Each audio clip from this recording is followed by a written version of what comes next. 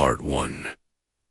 The Hospitality of Harrow's Creek Influence of Shirley Jackson and Burtonesque Aesthetics. It was the specific shade of gold that first seduced the Miller family as they drove their slightly too modern station wagon down the winding, ancient dirt road leading into Harrow's Creek.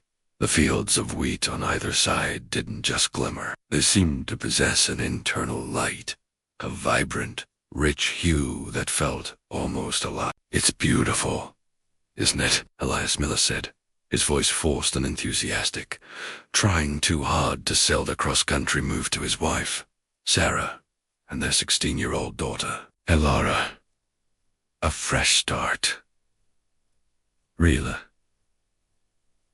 community. Sarah didn't answer immediately. She was looking at the scarecrows that dotted the golden landscape. They were not ordinary farm implements, crafted from dark, weathered wood and stuffed with ancient straw. Their limbs were long, impossibly thin, and contorted into dramatic, melancholy angles. Their burlap heads were sack-like, with stitched smiles made of rough twine that curved too high, creating an expression that was less friendly and more expectant. Jackson might have described their presence as insidiously watchful. "It's quiet," Sarah finally whispered, pulling her cardigan tighter. The same claustrophobic chill descending that she'd felt in Aunt Elara's mansion. A low-lying mist, similar to the one that shrouded Blackwood Ridge, clung to the base of the golden stalks. The town of Harrow's Creek was a pristine cluster of white-clapboard houses, churches with spires reaching like gaunt fingers toward the perpetually overcast sky, and a central square. It was too neat, too polite. "Welcome, newcomers."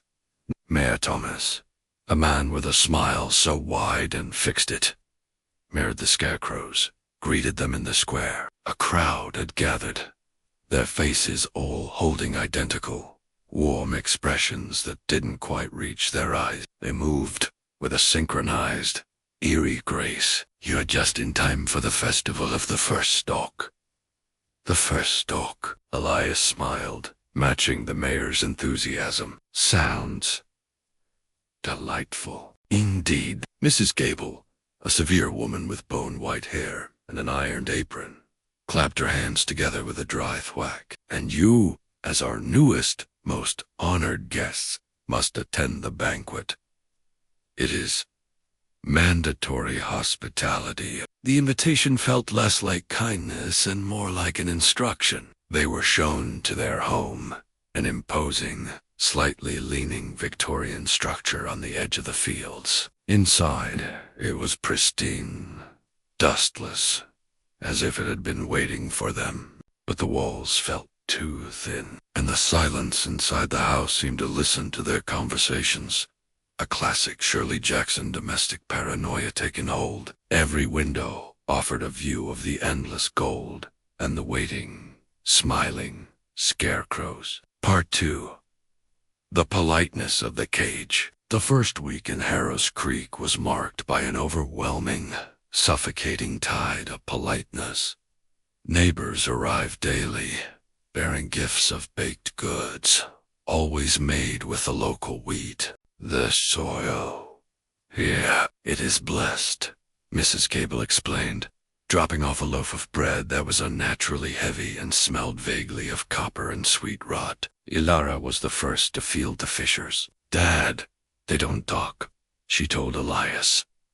"I tried to ask the kids about school or movies. They just smiled. And they all wear the same clothes. They are rural folk. Elaran private." Elias dismissed. But he, too, was becoming hollowed out. He spent long hours staring at the fields from his study, cataloging something. Stephen King would have recognized the seed of an unhealthy obsession. The way the town isolated them, cutting them off from reality. Sarah, increasingly housebound by a growing, irrational fear, tried to find information, but the library only held crop reports. The town newspaper only printed weather and recipes. No creamy, no dissent, no accidents. The perfect, polite Cage Jackson described. One night, Sarah woke to a sound. It wasn't human. It was a dry, rustling sound, like thousands of dead leaves skittering across wood, echoing from the central square. She looked out the window. The mist was thick, obscuring the square, but she saw movement, hundreds of silhouettes dancing in synchronized, slow, skeletal motions. She told Elias, who claimed it was just the wind and the scarecrows. Paranoia bloomed in the house. Sarah found herself checking locks she knew were locked, listening for whispers in the silence. The food began to taste increasingly metal, and Elias, he was changing. He was developing the same fixed, wide smile as Mayor Thomas. The invitation for the honored guest banquet arrived not on paper, but delivered verbally by Mrs. Gable, who entered their home without knocking. The night of the full moon, the community gathers, she stated, her smile widening. You are the strangers of the year. We have been waiting. Waiting for what? Sarah dared to ask. Mrs. Gable merely clicked her tongue, a sound that made Sarah's blood run cold. She didn't answer. She only pointed a gaunt finger toward the golden fields, where the scarecrows seemed to have turned, their burlap faces all facing the Miller house. Part 3.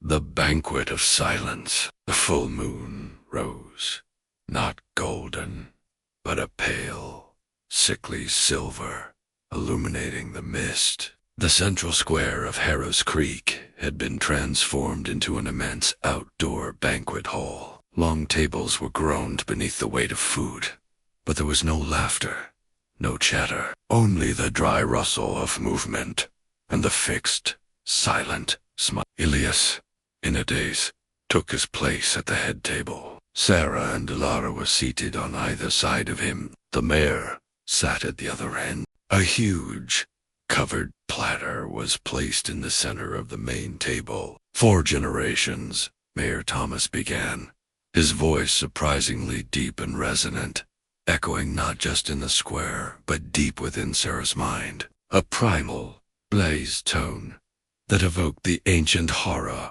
of Lovecraft, a language before man. Harrow's Creek has enjoyed the golden bounty, a miraculous harvest that defies the seasons. We are a unique community, blessed, but only because we remember the pact. The crowd rustled. The pact, the mayor continued, requires a stranger's offering, one who enters our polite society, hollowed out by their own ambition and greed, fractured, isolated, perfect to feed the soil. Sarah grasped Alara's hand, which felt impossibly cold. The horror was complete. They were not guests, they were the meal. Mrs. Gable stood and unveiled the central platter. On it was not food, but an ancient, contorted artifact of dark, weathered wood and a model of a scarecrow, but its smile was not twine. It was etched with raw, exposed bone. Lovecraft's cosmic inevitability. The town wasn't evil. It was merely maintaining an ancient, natural requirement. But this year, the mayor's voice grew harsh, a Mary Shelley-esque tone of a creature who has found a fatal flaw. This year, the pact was compromised. A rejection, the monster of our tradition. It refused. The mayor gestured toward the fields. The mist was pulling back, revealing the scarecrows, but they were no longer static. They were moving, stepping off their poles. They walked with stiff, jerky, skeletal steps, their limbs elongated and clicking, echoing the body horror of Shelley's creation. They were not puppets. They were the vessels of ancient entities, the true masters of the gold, the strangers we chose, Mrs. Gable hissed, pointing at Elias. They were already too fractured, too ready for the soil. They were malleable. But you. She looked at Sarah and Elara. You resisted, you observed. You felt the fissures. Your paranoia. It made you strong. Your humanity rejected our silent smiles. The scarecrows entered the square, a vast army of bone and burlap. The townsfolk bowed low. The entities, the mayor stated, demand complete submission. A unified community. You broke the unity, Sarah. Your observations, your paranoia, they were a betrayal of our hospitality. The scarecrows surrounded the tables, their burlap faces leaning close. Sarah saw that their eye holes were not empty. They were pits of abyssal dark stone, reflecting the silver moon, absorbing all light. The rustling sound grew deafening. They extended their carved wooden hands. The harvest must be completed, Mrs. Gable said. The soil must be fed. You thought you were the guest, Sarah, but the entity always takes what it needs. The scarecrows didn't attack. They didn't strike. They merely waited. Their stillness was the true horror, the Jacksonian nightmare of polite hostility. They encircled Sarah and Elara, their presence a suffocating, dense wall of silent expectation. Elias stood. He walked toward Sarah, his expression a fixed, rigid mask of wood and burr. His face was wrong, rigid, pallido, like polished wood. His jaw hung open in a state of eternal surprise, matching Barnaby from the previous tale. The Mary Shelley horror of transformation, the loss of humanity to become the monster. He extended a carved hand to Sarah. The harvest is ready, Sarah. You are just in time to feed the silent smile. Sarah felt her own limbs grow stiff. The paranoia was gone, replaced by a cold, numbing submission. She looked at her hands and saw her skin peel away, revealing a dark, smooth layer of wood beneath, complete with miniature articulated joints, the Shelley-esque horror of becoming the thing you feared. She looked at Elara. The girl was already standing, her posture rigid, her face a serene mask, her eyes already deep abyssal stone, staring forward with a horrifying fixed glare. She was no longer Elara. She was a marionette. The scarecrows gently took their wooden hands. They led Sarah, Ira, and Elias toward the fields, walking with stiff, jerky steps into the golden stalks. The townsfolk remained in the square, watching with wide, fixed smiles. Harrow's Creek returned to its perfect, polite cage. The golden bounty remained miraculous, and in the endless fields, sometimes in the silence of the night, if you listen closely, you might hear the dry, skittering laughter, like dead leaves on cold stone. But it is not the sound of amusement. It is the sound of absolute silence. The silence of a perfect community, where the harvest never ends, and the faces are forgotten they were ever human.